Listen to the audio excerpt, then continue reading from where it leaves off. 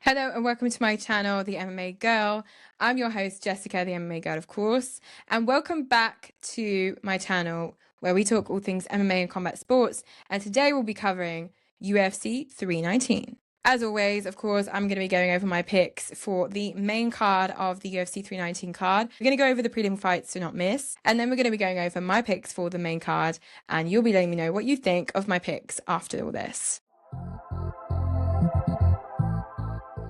Kicking off the prelim card, we have Bryan Battle, who will be taking on Ruziboev.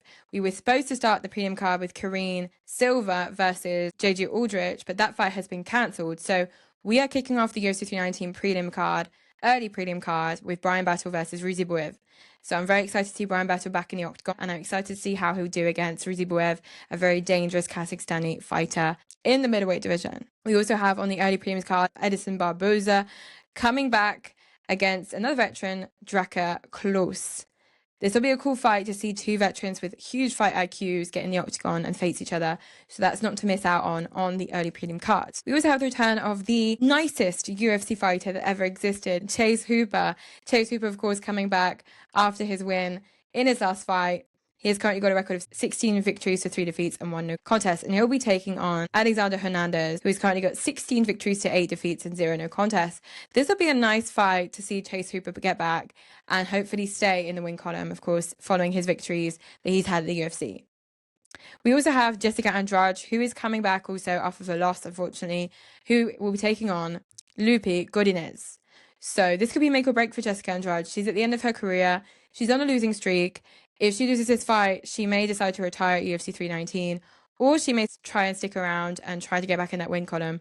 But Lupi Godinez will be a real challenge for her, so I hope that Jessica will have what it takes to get back in that win column and win this weekend. We'll see what happens. We also have the return of Gerald Meerschaft, the fighter who has the most finishes in UFC history in his division at middleweight, with the most finishes via submission. He's a real dangerous fighter. And he'll be taking on Michal Olekchek, who is a very dangerous fighter. So Meerschaft has a lot of work on his hands on Saturday night in this prelim card fight, but he'll be taking on before the main card starts.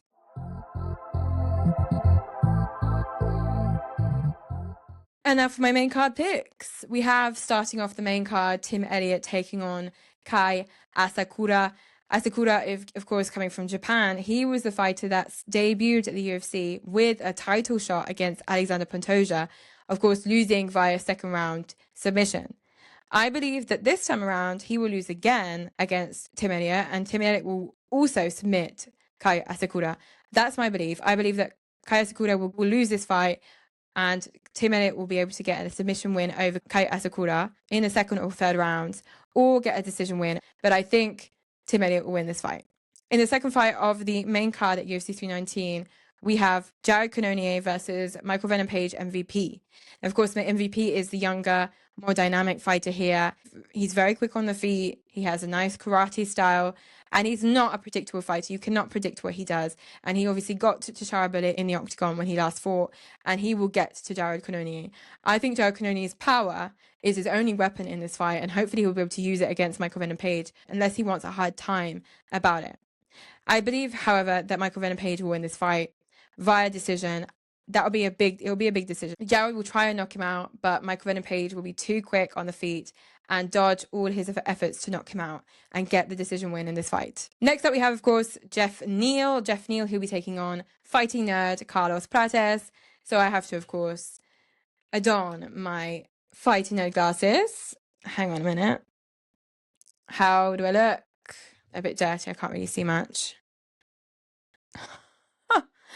I can't see anything. So Jeff Neal is taking on fighting nerd Carlos Prates. Carlos Prates obviously coming off of a loss to Ian Gary, no less.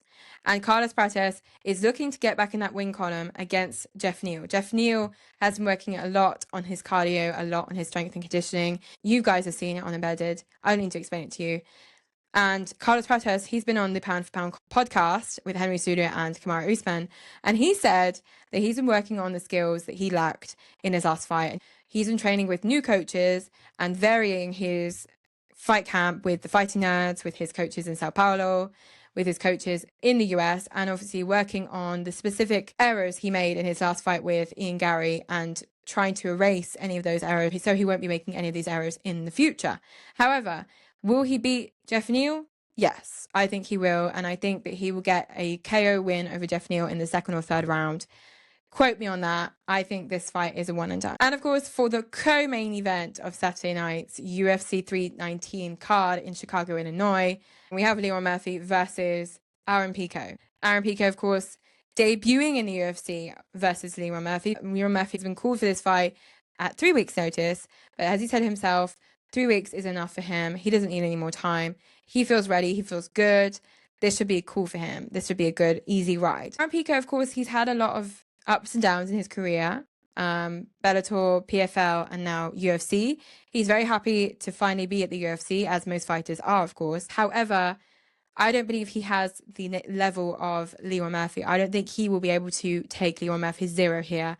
Leon Murphy is, of course, undefeated, and he's beaten quite a few people in the UFC featherweight division.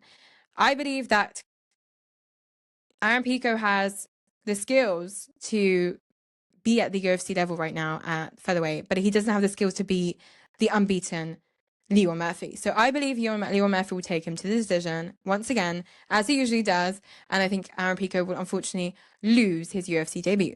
And last but not least, of course, the main event, Dricus Du Plessis versus Khamzat Chimaev for the UFC Middleweight Championship belt. Now, this is the worst fight to have to call because it's just so hard to choose between both fighters. They are really the most elite, dangerous, powerful fighters in the middleweight division right now.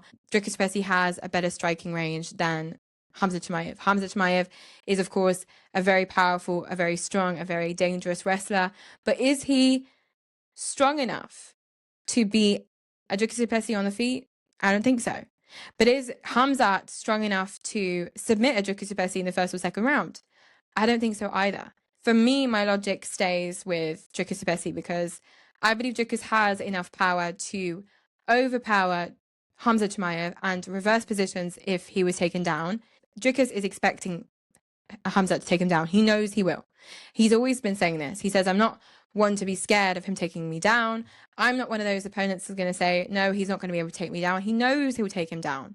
But that's why Dricus is so powerful and so intelligent, because he's not scared to be taken down by his opponent. He just knows how to get out of those situations. He's looking for that. He wants Khamzat to take him down because that way Khamzat will be able to tire himself out, because Dricus is so confident in his skills on the ground that he knows even taken down by the likes of Khamzat Chimaev, he won't get submitted. He won't get finished.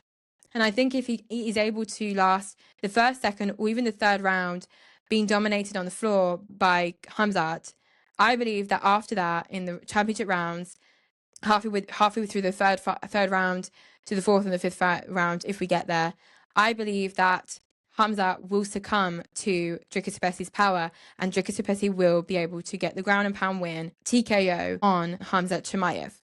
That's how I see this fight going. I really don't see it going any other way. And I think Dricus Du Plessis will be able to get that TKO victory. I just see him being taken down for a bajillionth time in the third or fourth, but Khamzat being as tired as he will be in that fourth or fifth round, he'll be a lot easier and malleable for Dricus Du Plessis. So Dricus Du Plessis will be able to reverse the positions, get on top of him, and with his power, his strength, and his cardio, I believe Dricus will be able to then overpower him and strike until the fight gets stopped by the ref. That's how I think this will happen. What do you guys think of this fight? Well, do you think it's an easy one and done situation for Khamzat Chimaev, like a lot of people were saying? Or do you think that his lingering health issues and cardio problems are still going to be a problem for him on Saturday night? I think he's overtraining. Arman Tsarukyan said he's overtraining. That's why he's never 100% on the day of. But does that mean he's going to lose?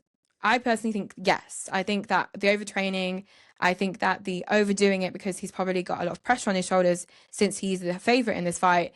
And apparently he wants to be 3 division champion. So this fight means a lot to Khamzat. Dricus is not the favorite in this fight. He's the underdog. So he's not got the pressure of being the underdog. He likes being the underdog because he's always proven the haters wrong, because he's always won his fights despite being the underdog.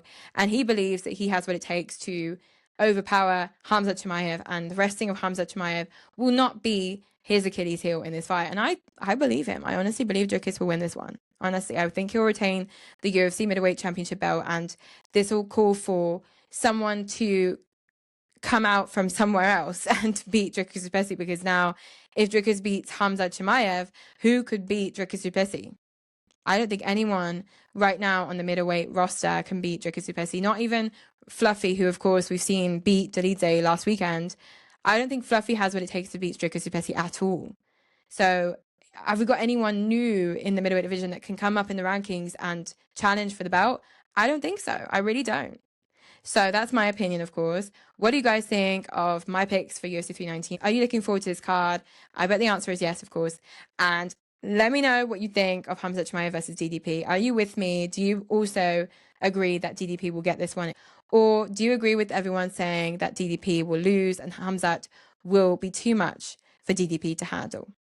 Let me know in the comments down below, and see you guys next time. Bye!